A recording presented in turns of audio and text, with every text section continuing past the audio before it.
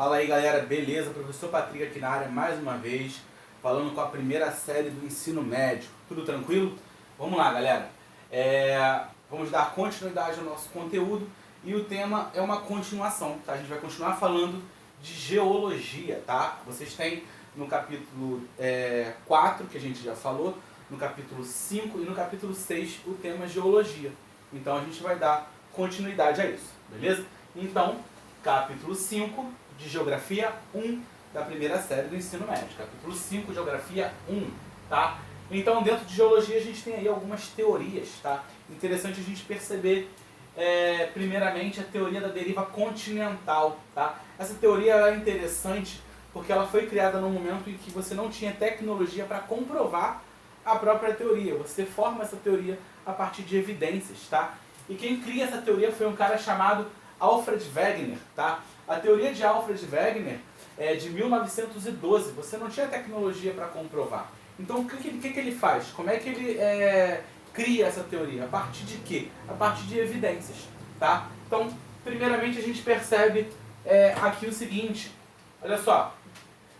Essa teoria, ela vai ter, primeiramente, ele diz que nós tínhamos um continente único, chamado Pangeia, e um mar que se chamava Pantalácia, beleza? Ocorre a primeira separação. A gente vai ter aqui, no hemisfério norte, Laurásia, a gente vai ter uma fenda que se abre entre os dois continentes. Ele chama de Mar de Tétis.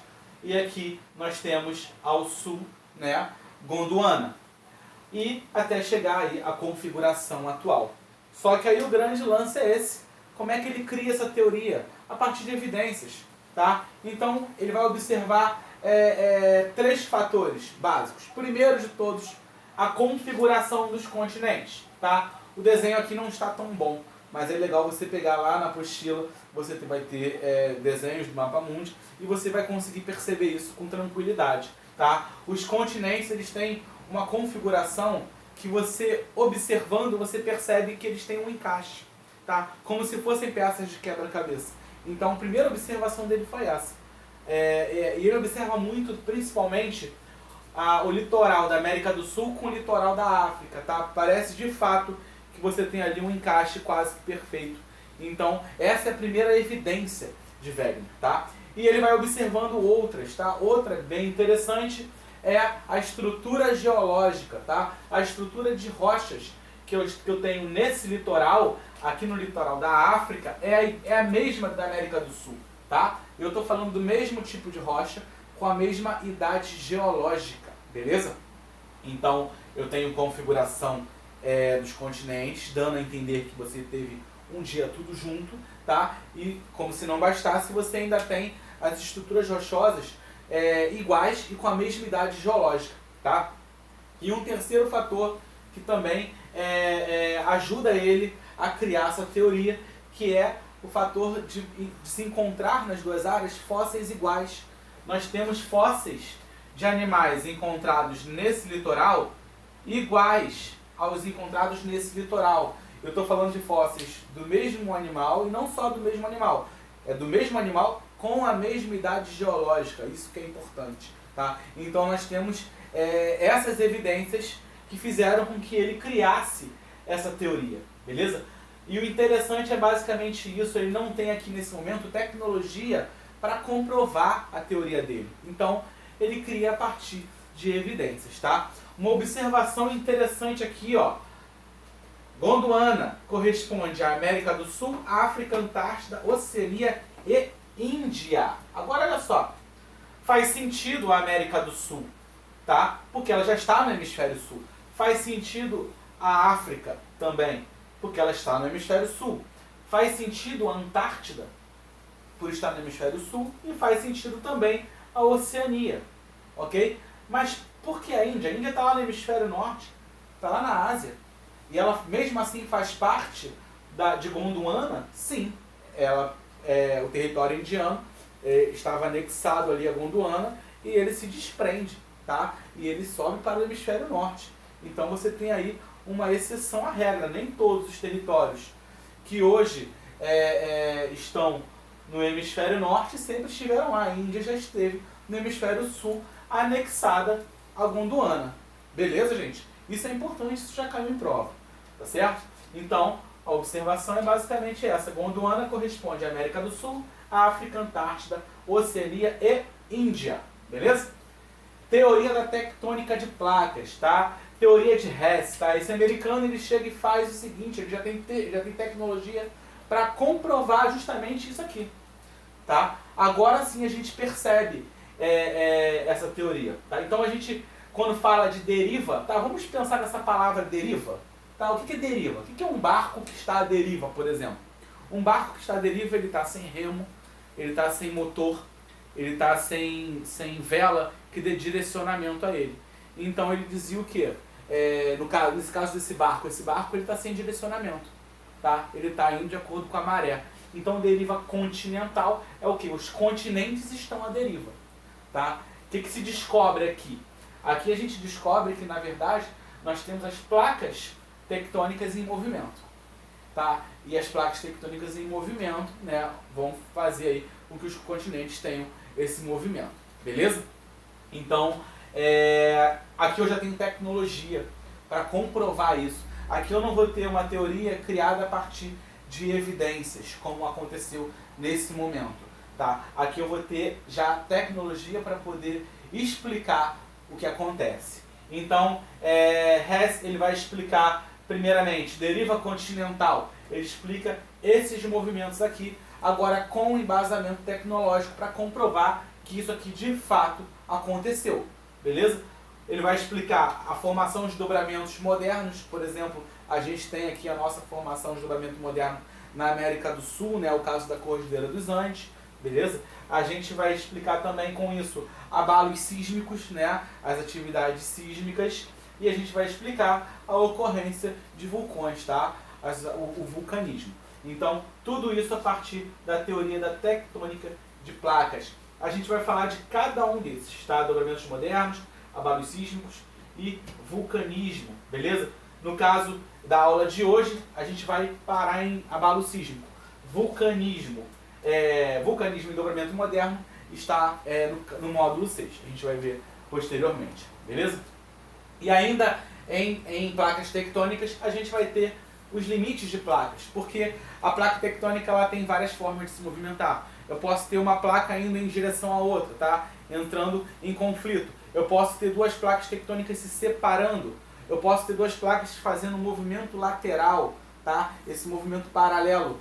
Então a gente tem várias formas de movimento e isso vai provocar aí configurações diferentes, né? De acordo com as áreas e com o movimento que ocorre nessa determinada área.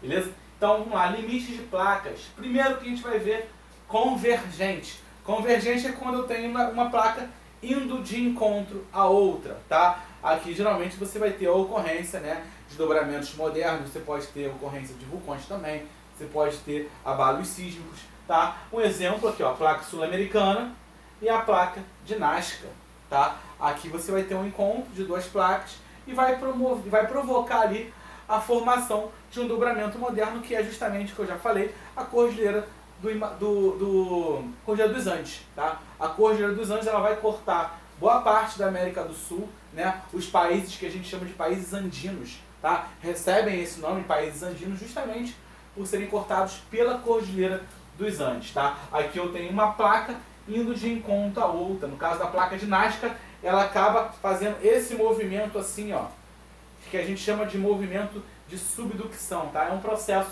de subducção, beleza? Que vai provocar justamente essa formação de dobramentos modernos, beleza?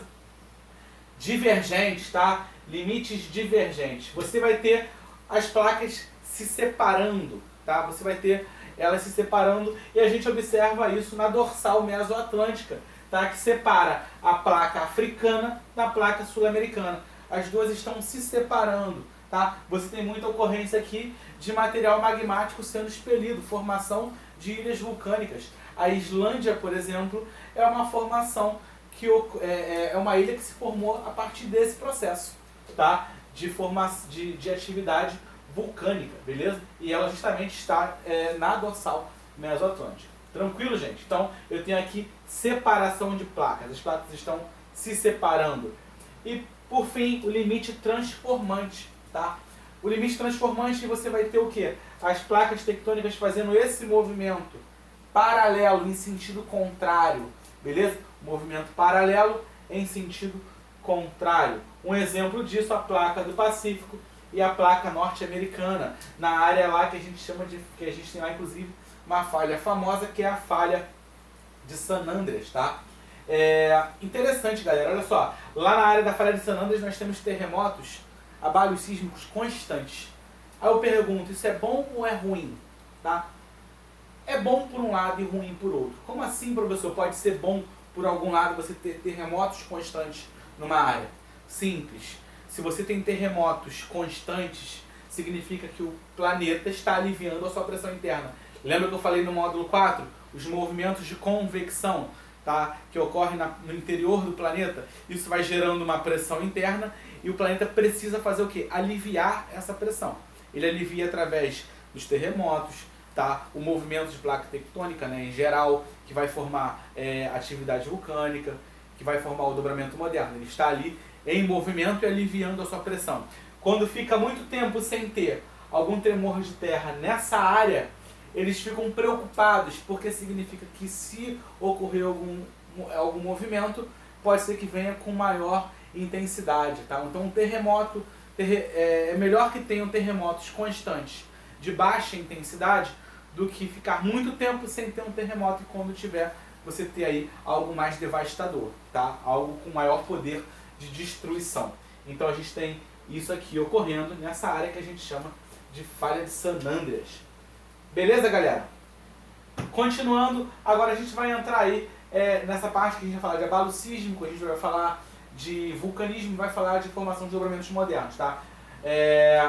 Formação de dobramentos, como eu já falei, e vulcanismo vai ficar para o próximo tema, que é o capítulo 6, tá? Próximo capítulo.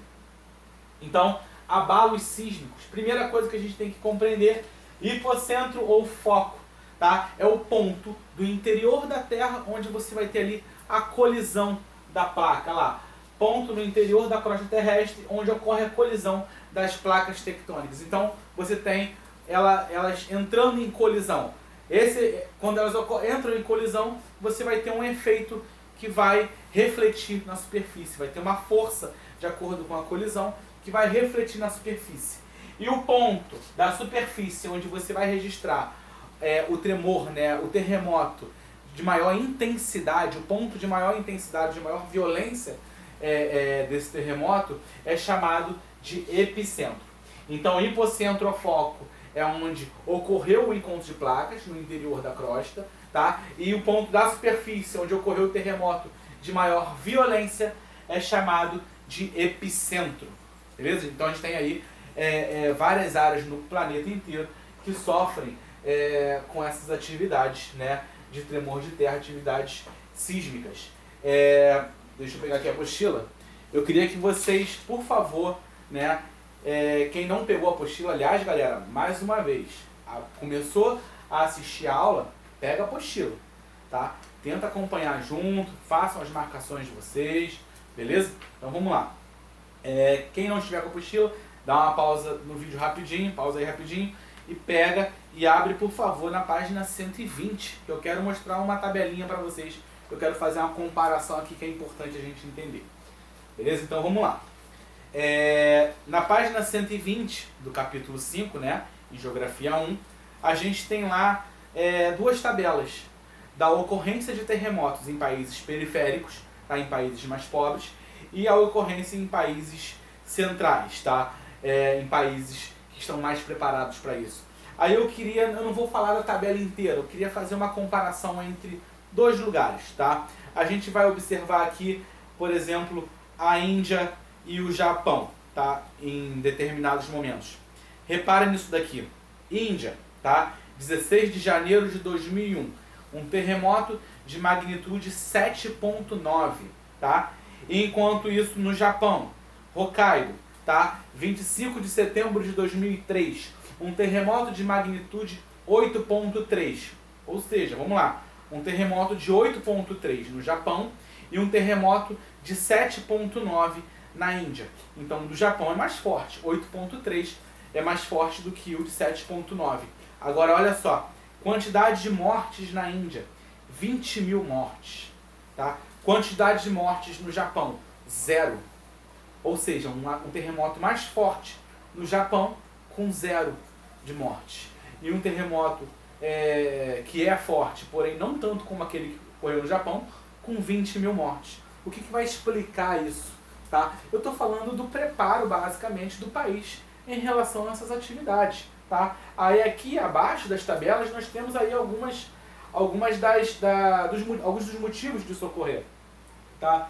Primeiramente, as construções. Tá? Você tem no Japão construções sismo-resistentes, tá? Que resistem aí a terremotos. Você tem esquemas, né? Sistemas de amortecedores e molas embaixo, né? Que dão sustentabilidade aos edifícios, então ele vai balançar, ele não está fixo no chão. Tá? Você tem tecnologia sendo aplicada nas construções para que elas suportem aí atividades sísmicas, né? Terremotos.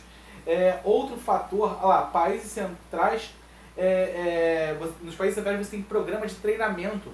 Tá? As pessoas são constantemente treinadas, né, para saber como lidar com essas atividades. Então, quando ocorre um tremor de terra, as pessoas geralmente vão, obviamente, sentir o receio, mas elas estão preparadas para aquilo.